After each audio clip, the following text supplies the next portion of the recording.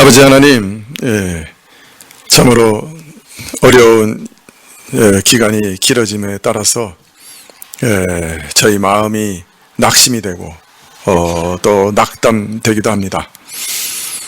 그러나 하나님께서 세계 만물을 주관하시고 온 우주의 역사를 주관하시며 하나님이 미리 계획하시지 않은 일들이 이 땅에 일어나는 법이 없는 것을 기억하고 이 모든 일도 하나님의 계획 안에 있음을 믿고 또 하나님께서 계획하신 일이라면 저희가 또 출구도 있고 언젠가는 끝이 있고 또 새로워질 날이 있을 줄 믿고 주님 앞에서 주의 때를 기다리고 또 주의 도우심을 다시금 기도합니다.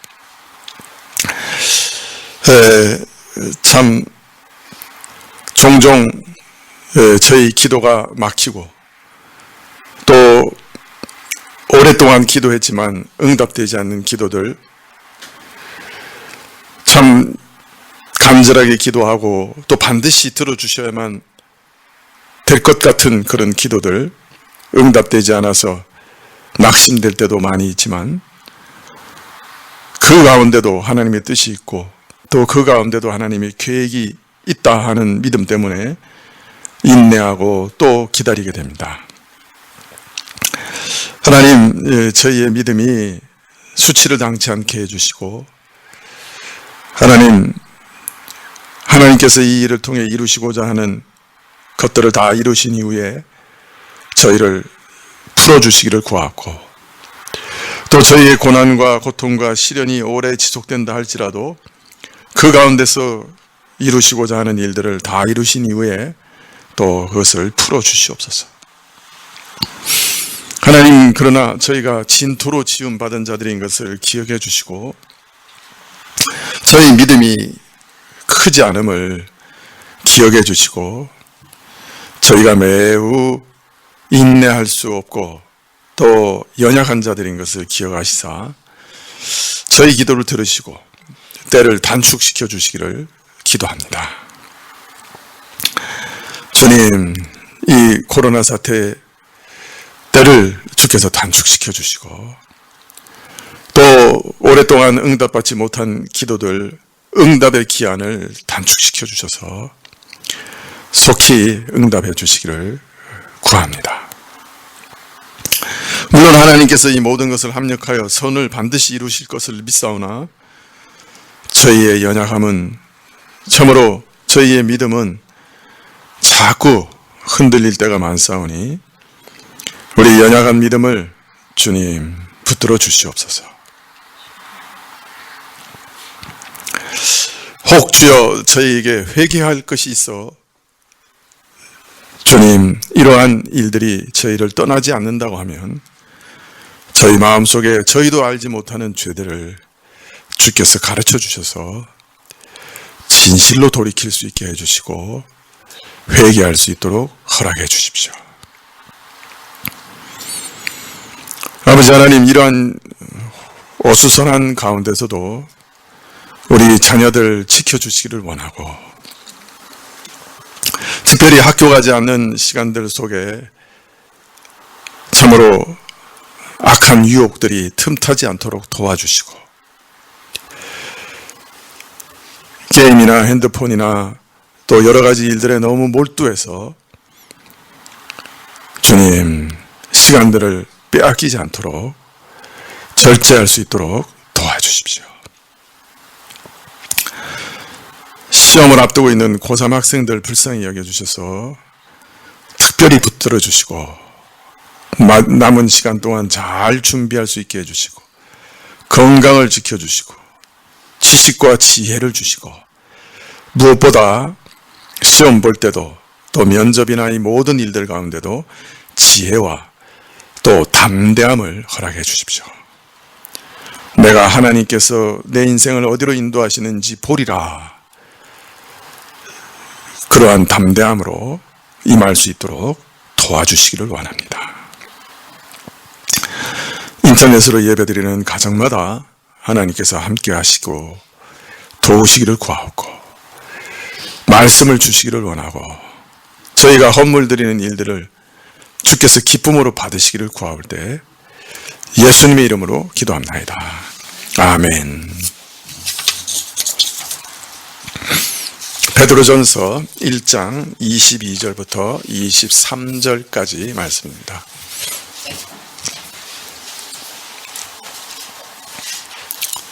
베드로전서 1장 22절부터 23절입니다. 신약 378쪽입니다.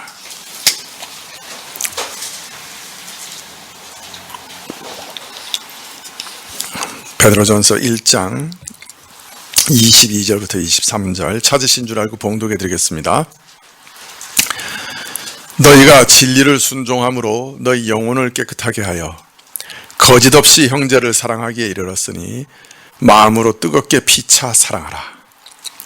너희가 거듭난 것이 썩어질 씨로 된 것이 아니요 썩지 아니할 씨로 된 것이니 하나님의 살아있고 항상 있는 말씀으로 되었느니라.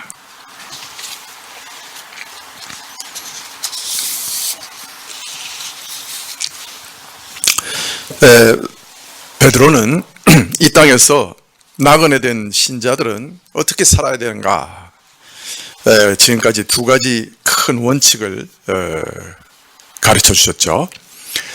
첫째는 모든 행실에 거룩한 자가 되어야 한다.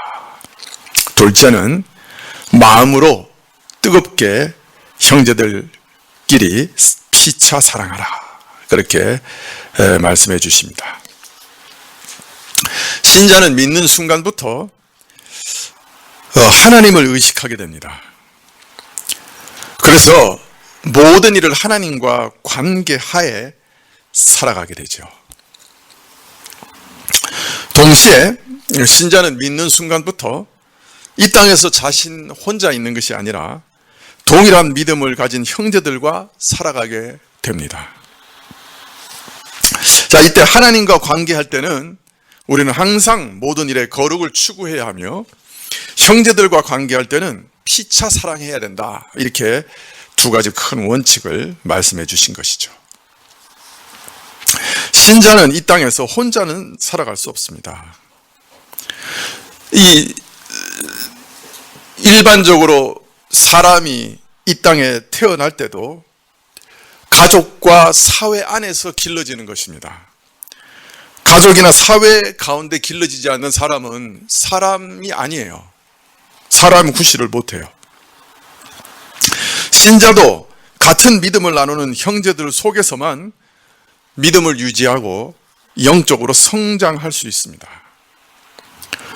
그래서 신자에게 공동체는 꼭 필요하죠. 그래서 칼빈 선생은 교회는 신자에게 어머니와 같은 존재다. 그렇게 가르치셨습니다. 자, 그런데 이 공동체가 신자에게 참으로 유익을 주고 신자가 이 공동체 안에서 신앙이 성숙하려면 어머니가 자녀를 돌보면서 자녀를 사랑하는 것처럼 공동체 안에도 서로 깊이 사랑하는 것이 반드시 필요합니다. 서로 사랑해야 돼요. 다른 말로 말하면 사랑은 한쪽 사랑으로는 참 사랑이 될 수 없죠. 어느 한쪽만 사랑해서는 사랑이 이루어지지 않죠. 사랑 자체가 원래 서로 주고받는 것을 전제로 하는 거예요. 그래서 어떤 분들은 하나님이 사랑이시다고 할 때는 하나님께서 삼위로 계시는 것을 전제로 하는 것이라고 말하기도 해요.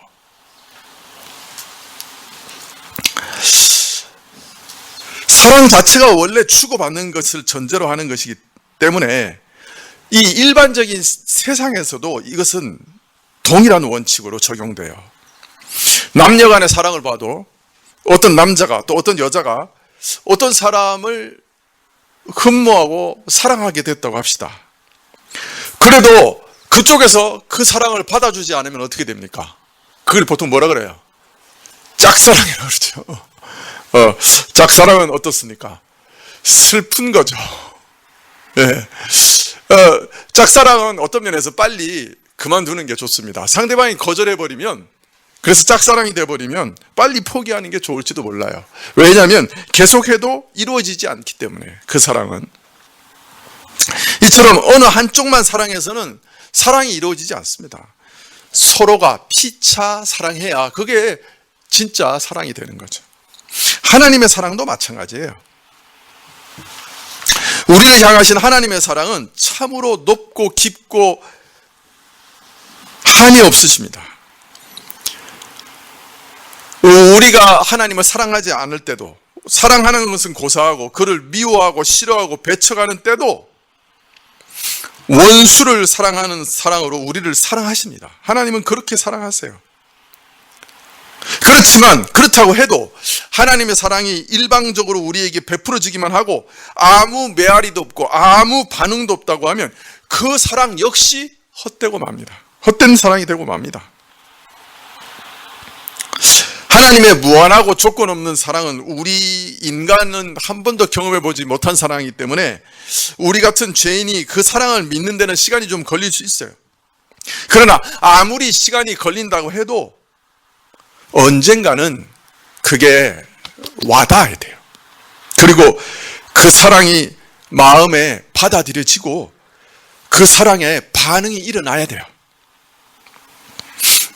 그 사랑이 깨달아지고 이해되고 그 사랑에 나도 반응하고 그래서 나도 하나님을 사랑하는 일이 일어나야 그 사랑은 열매 맺고 그 사랑은 의미 있는 거예요. 하나님께서는 계속 사랑을 베푸시는데 죄인은 끝까지 악을 범하고 하나님을 반대하고 배역하고 죄를 범한다면, 하나님의 사랑을 외면하고 멸시하고 짓밟는다면 그 사람에게서 하나님의 사랑은 아무 의미가 없게 돼요. 참으로 무의미하게 되어버려요. 하나님의 사랑 자체는 얼마나 위대한 능력이 있습니까? 아무리 악한 자라도 살리고 아무리 악한 자라도 그 마음을 변개시키고 녹여버리고 새롭게 만들고 구원하는 그런 사랑의 능력 아닙니까? 그렇지만 아무리 강력한 그 사랑이라도 그 사람이 받아들이지 않으면 아무 소용이 없어요. 그 사랑이 그 사람에게 유익을 주지 못하고 구원을 가져다 주지 못해요. 이것은 믿는 자 간의 사랑도 마찬가지예요. 한쪽만 계속 사랑하고 상대방으로부터는 아무 반응이 없다고 하면, 되울림이 없다고 한다면 사랑은 결국 공허한 것이 되고 말죠. 그래서 베드로 사도는 우리에게 마음으로 뜨겁게 피차 사랑하라 그렇게 얘기하고 있어요. 피차, 서로 사랑하라. 계속해서 서로 사랑하라 그렇게 명하고 계시는 것이에요.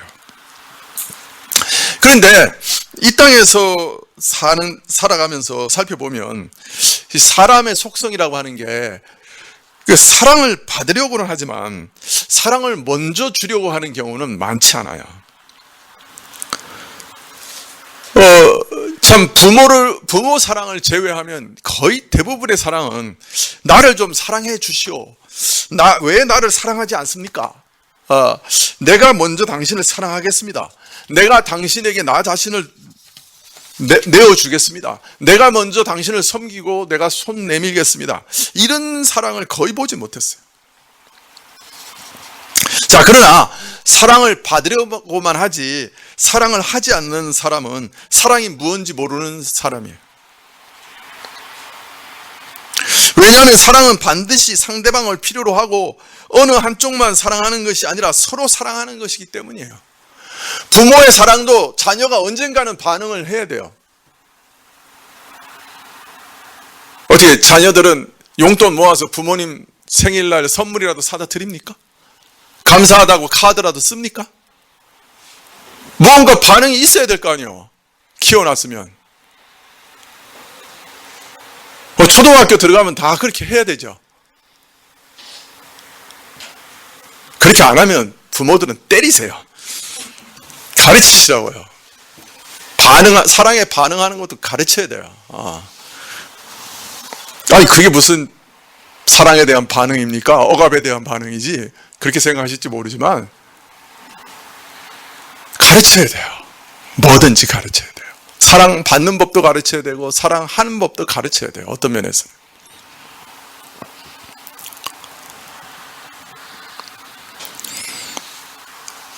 신자는 피차 사랑하되 상대방에게 먼저 사랑을 줄 줄 아는 사람이에요. 이것이 참 기가 막힌 거예요. 그런데 동시에 신자는 사랑받을 줄도 아는 사람이에요. 요 사이는 사랑 줄 줄도 모르고 사랑 받을 줄도 모르는 것 같아요. 사람들이.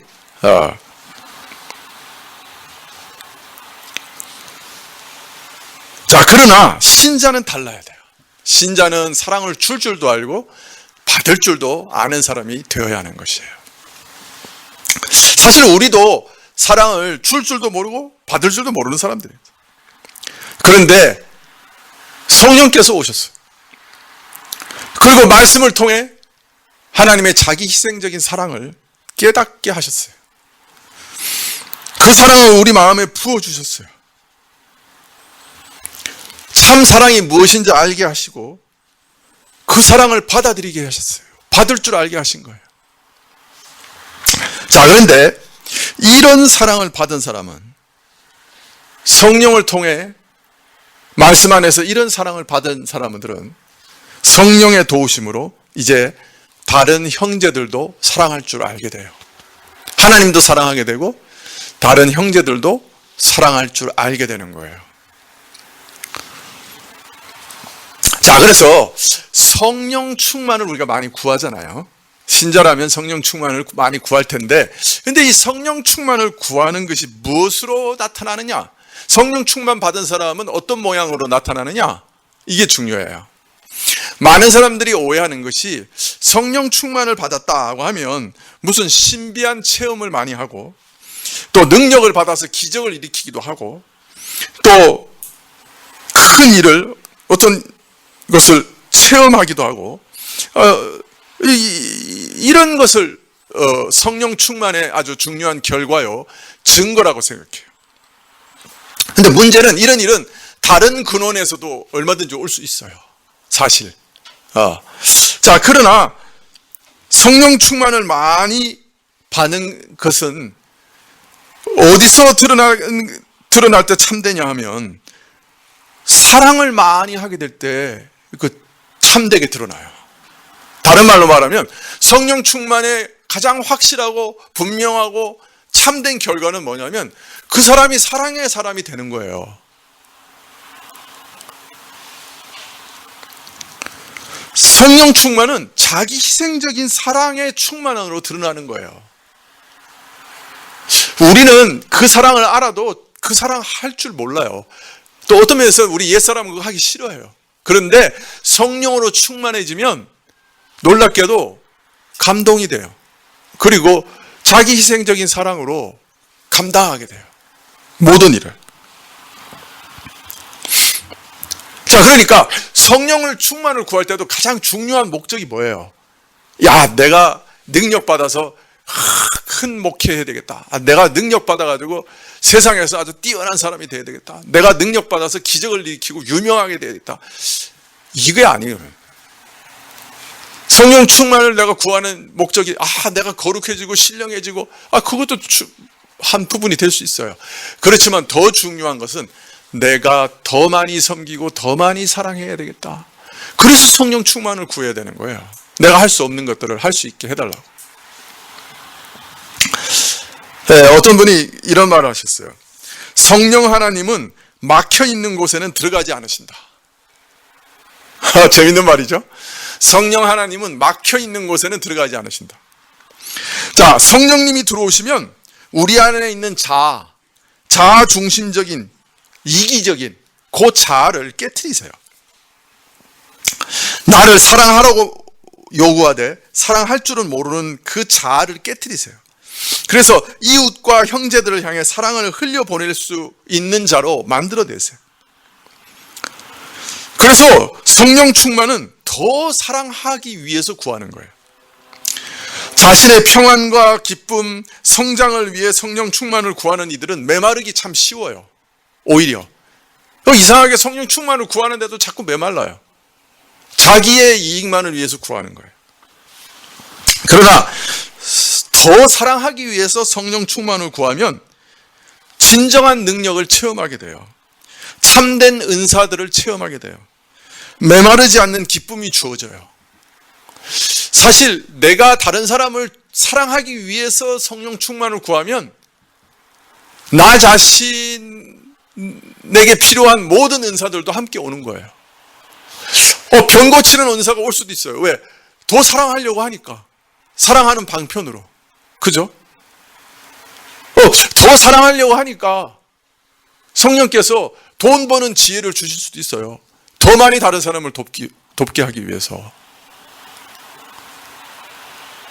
또 돈 많이 벌면 더 많이 줄 테니까, 나눠 드릴 테니까 저에게 성령의 충만한 지혜를 주세요. 요거는 조금 어긋난 거죠. 예, 바뀐 거죠, 순서가. 성령 충만을 구해서 다른 사람을 더 사랑하기 위해서 구하면 내 자신이 더 신령해지고 내가 자신이 더 거룩해질 수 있어요. 거룩한 사랑으로 그 사람 사랑하기 위해서. 그래서 성령 충만을 구하는 목적 자체도 우리는 사실은 이타적인 거예요. 더 사랑하게 해주세요. 참으로 더 사랑하게 해주세요. 그래서 성령 충만을 구하는 거예요. 물론 우리가 교회에서 섬김을 받고 사랑을 받아야 돼요. 초신자인 경우에는 사랑과 섬김을 많이 받아서 빨리빨리 성장해야 돼요. 그러나 받기만 하면 어느 순간부터는 성장이 멈추게 돼요. 그 이상해요. 왜냐하면 출구가 막히면 성령 충만도 막혀버려요. 반대로 출구가 크면 클수록 우리가 사랑하면 사랑할수록 성령님은 우리 안에 물밀듯이 밀려오세요. 그래서 성장도 사랑하는 가운데 성장해 가는 거예요. 자신이 성장하려고 열심히 기도하고 말씀 많이 보고 이런 분들이 있어요. 그래서 내가 40일 금식 기도도 하고 내가 영적으로 성숙해야지. 근데 성숙이라고 하는 것 자체가 하나님과의 관계에서의 성숙이고 사람과의 관계에서의 성숙이에요. 나 혼자 뭐 돌을 닦아가지고 무슨 내가 도를 이루는 게 아니라고요. 우리 기독교의 성숙이라는 게. 그렇다면 서로 깊이 더 사랑하는 것이 성숙해 가는 거거든요. 그죠? 하나님을 더 사랑해서 하나님의 뜻대로 하는 게 그게 성숙이거든요.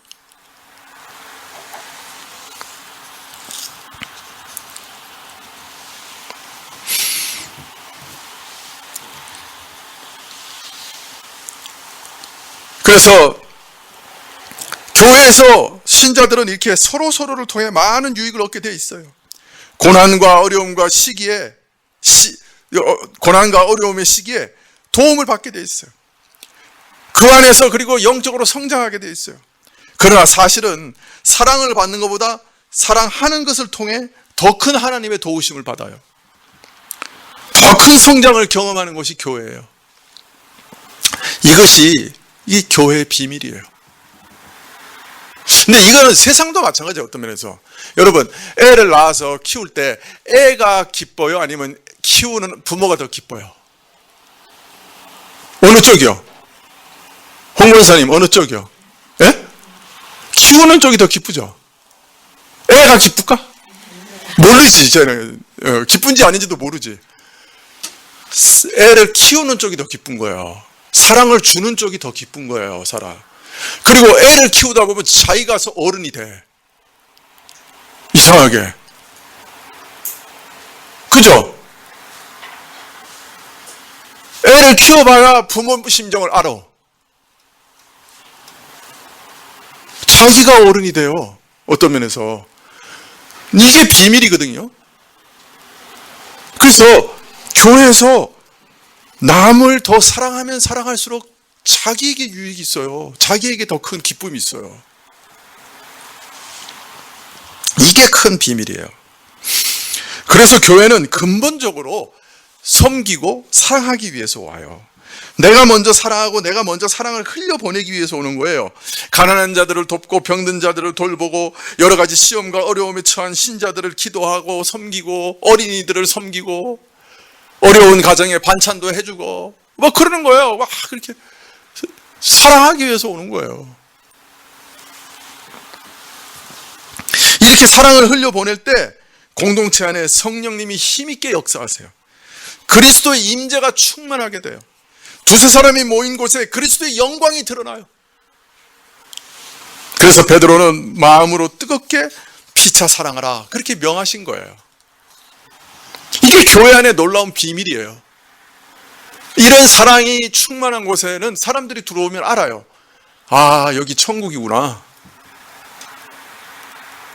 그런 교회가 부흥하는 거예요. 어떤 면에서 진짜 부흥은 그런 사랑으로 인해 부흥하게 되는 교회예요. 그리고 그 사랑이 성숙해지는 것이 교회가 성숙해지는 거예요.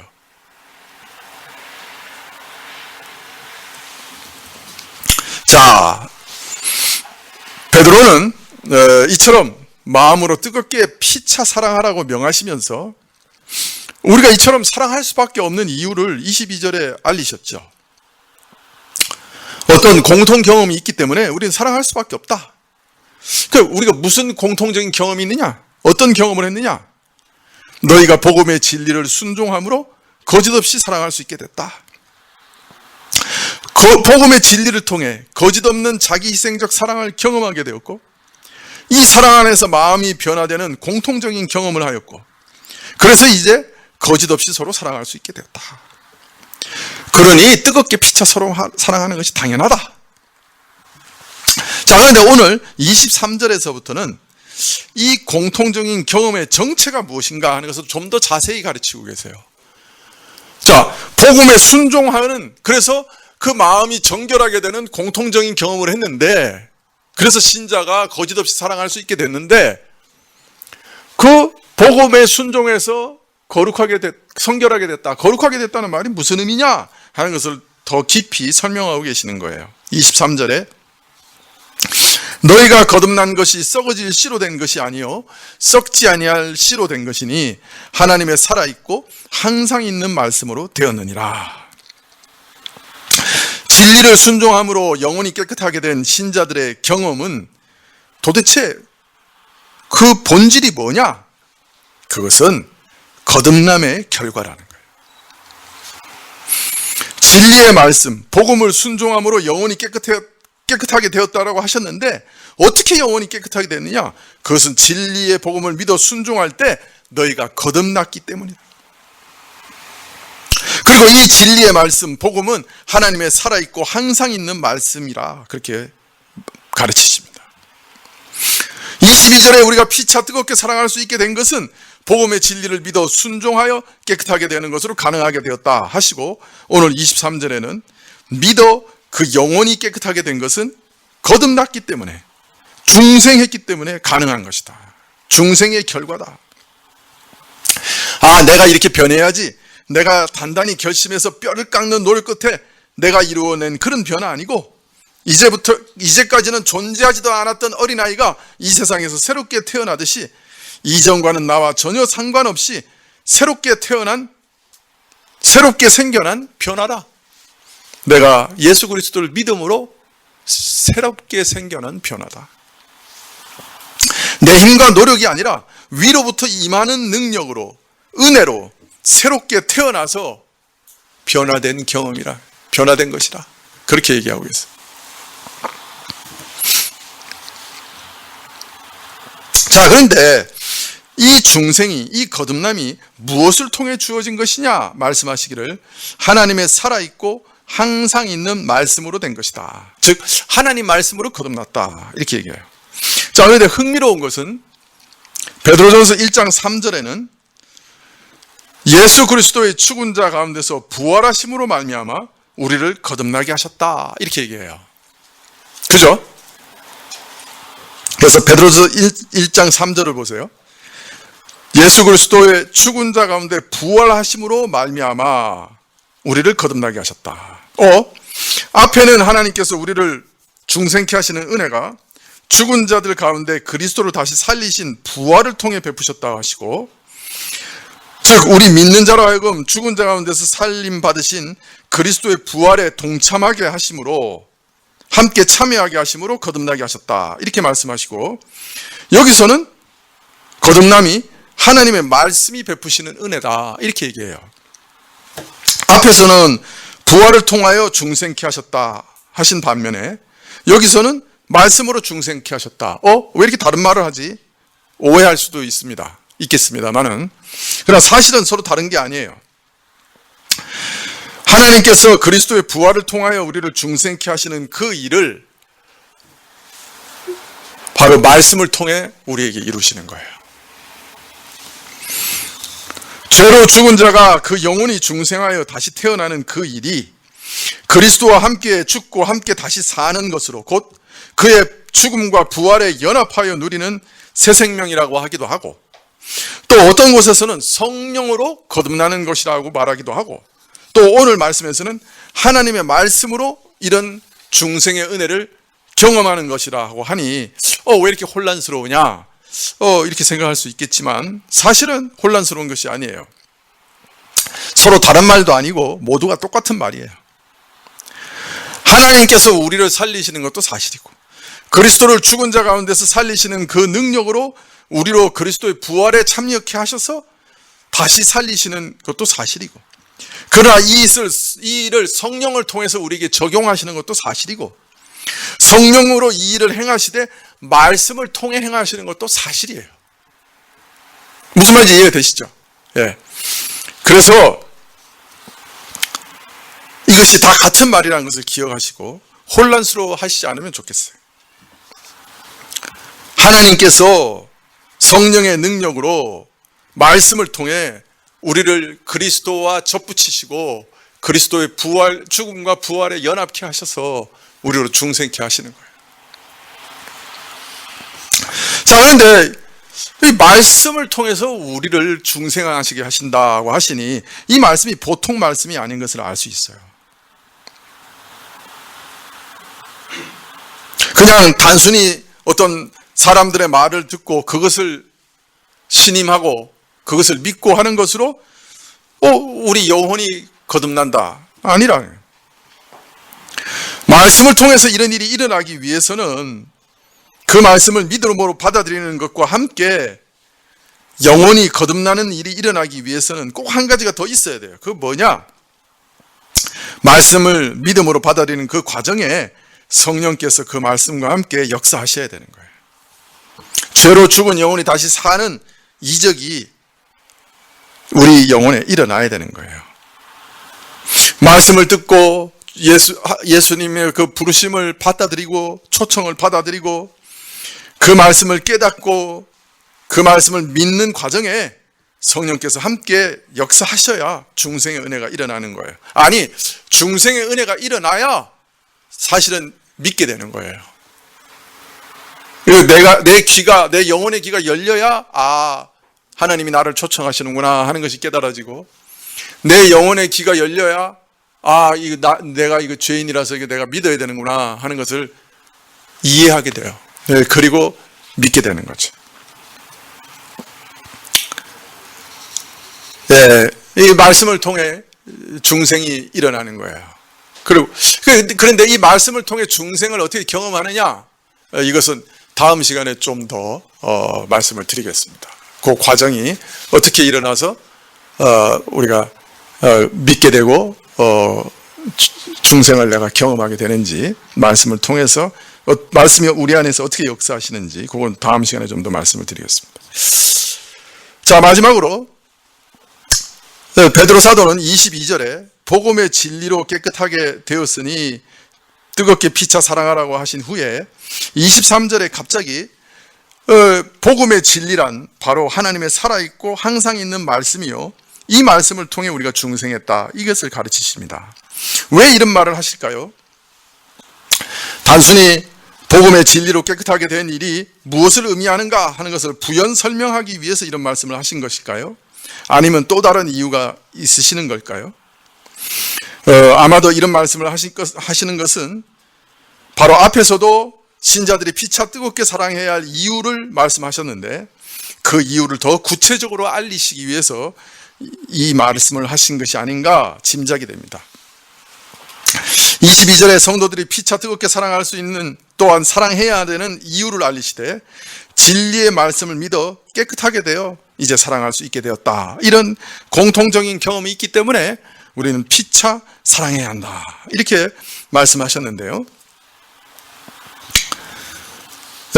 오늘 23절에서는 진리의 말씀을 믿어 깨끗하게 되었다 하는 것은 바로 말씀을 통해 거듭나게 된 것을 가리키는 것이다. 거듭남은 항상 살아있고 항상 있는 하나님의 말씀으로 된 것이다. 이렇게 부연 설명하고 계세요. 즉 우리가 서로 사랑할 수 있는 이유가 첫째로는 우리가 복음의 진리를 믿어 그 가운데 그리스도의 자기 희생적인 사랑을 경험하는 공통적인 경험을 가지고 있을 뿐 아니라 둘째, 바로 하나님의 말씀으로 중생하는 공통적인 경험을 가진 것이 있기 때문에, 그런 공통적인 경험을 했기 때문에 우리는 서로 사랑할 수밖에 없다라고 가르치시는 거죠. 우리 신자들은 서로를 향해 이렇게 바라봐야 돼요. 저 사람은 하나님의 특별한 사랑을 받은 사람이다.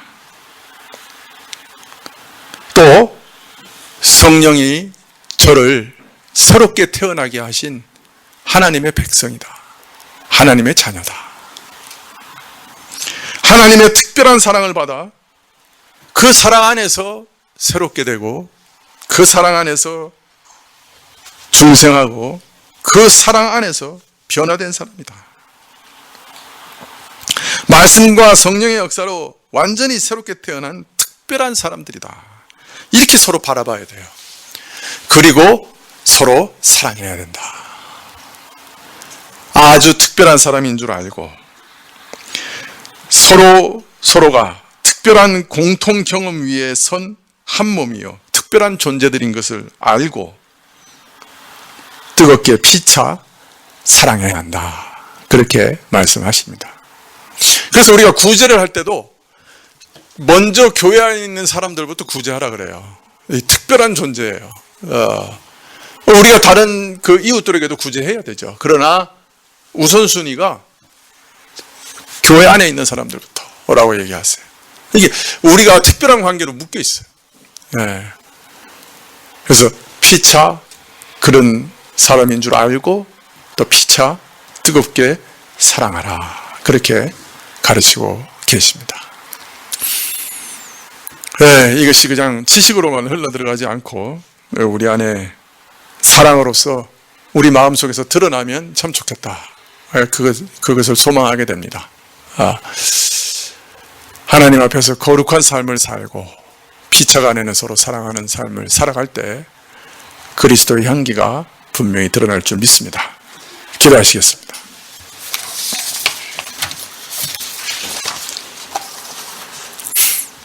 사랑을 받아도 사랑받는 줄도 모르고 또 받을 줄도 모르는 사람이 그리스도의 사랑을 받고 나서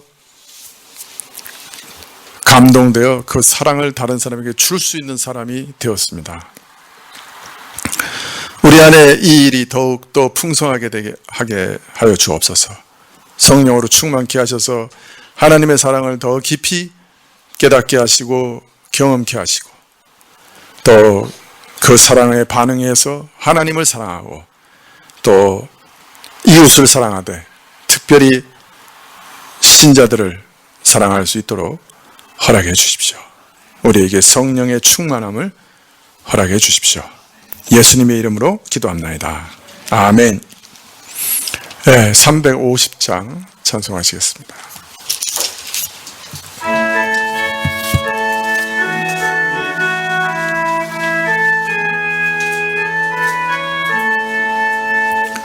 나의 죄를 정케 하사 주의 일꾼 삼으신 구세주의 넓은 사랑 항상 찬송합니다.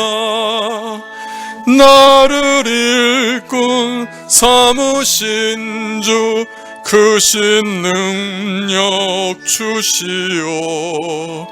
언제든지 주 뜻대로 사용하여 줍소서. 내게 부어 주시려고 은혜 예비하신 주, 그 은혜로 채워주사 능력 있게 합소서. 나를 일꾼 삼으신 주, 크신 능력 주시오. 언제든지 주 뜻대로 사용하여 줍소서. 죄의 짐을 풀어주신 주의 능력 크도다.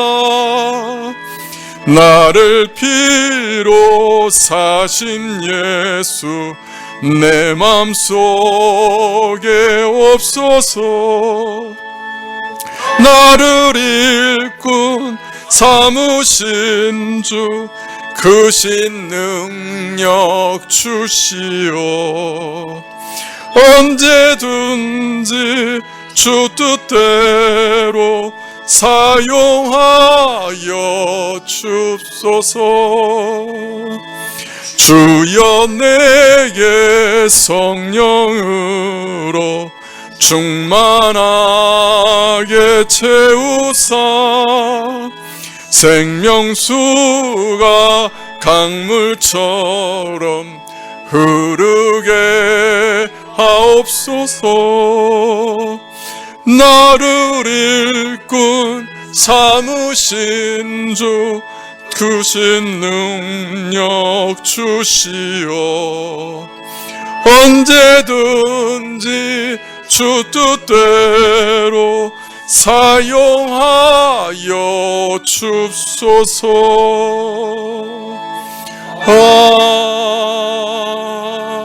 아멘. 네, 기도하시겠습니다. 지금은 우리 주 예수 그리스도의 은혜와 하나님 아버지의 그 크신 사랑과 이 은혜와 사랑을 깨닫게 하시고 누리게 하시는 성령님의 교통하시고 역사하심이 더욱 사랑하기 위해서 능력을 구하는 머리 숙인 주의 백성들 위해 지금부터 영원까지 함께 계실지어다. 아멘.